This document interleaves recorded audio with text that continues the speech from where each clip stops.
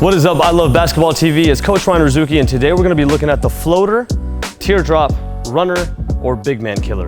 But I want to show you how to be able to get that shot up over the top of those bigger, taller, stronger defenders, so we as smaller guards can still have a chance to score around the rim.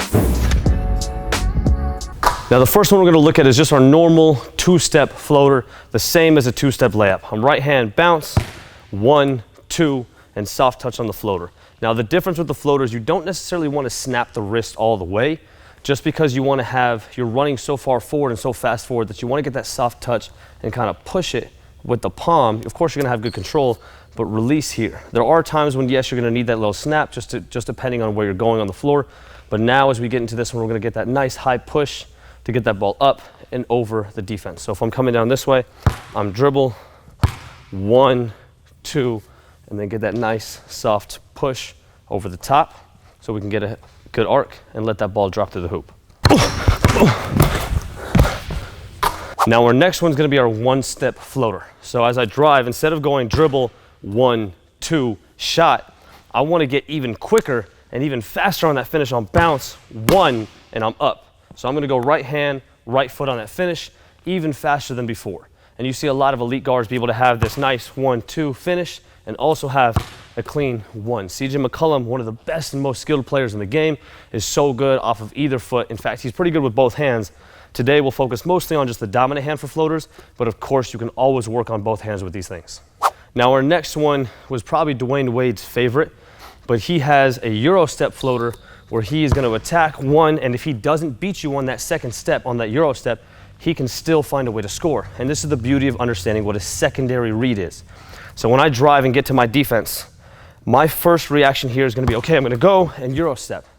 And a lot of players that are training and working on their game can accomplish the Euro step. But the problem is, what happens when your Euro step doesn't work? Do you have a right hand finish? Do you have a left hand finish? Do you have an inside sneak? And do you have a floater over the top, or even potentially a one-legged jumper? So understanding how to make that secondary read is so important, and that's why the Euro floater is a staple in my training and a lot of things that I teach. So we're bounce, Euro. If it doesn't work and we can't get to the basket, we still have our soft touch floater. Now is another quick one. So we're taking one step again, but this time it's different because I explained we're not going to do a ton of offhand floaters.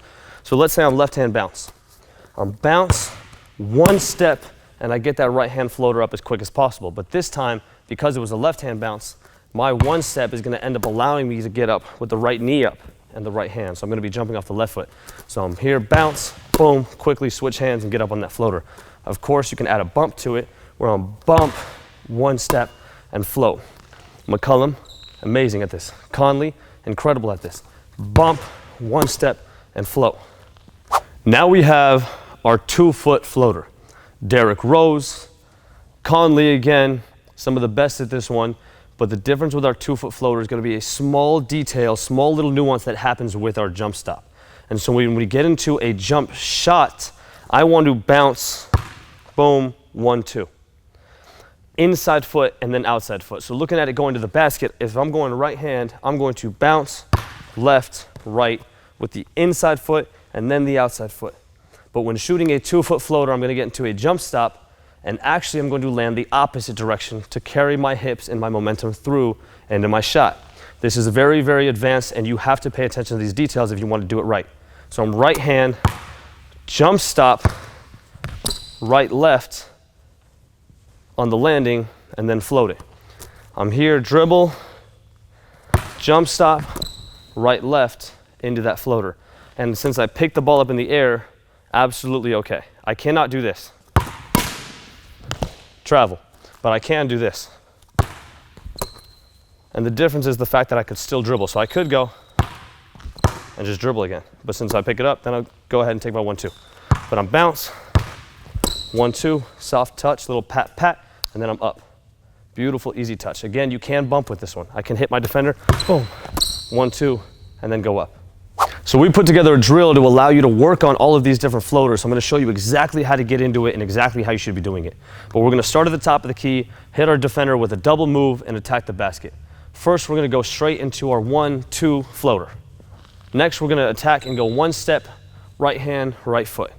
Next, we're going to attack and go straight into our Euro step, 1, 2, soft touch down the middle. And then we're gonna drive left, bounce, bump them, and finish here. And lastly, we're gonna get that soft 1-2 and finish off that 2-foot floater. So being able to work on all 5 of those floaters, you're gonna find the best one that works for your game and work on different ones for different situations that now you can apply and be able to attack the basket, find your gaps, and shoot a soft touch floater over the big man. Go dummy, go beast on 'em. I go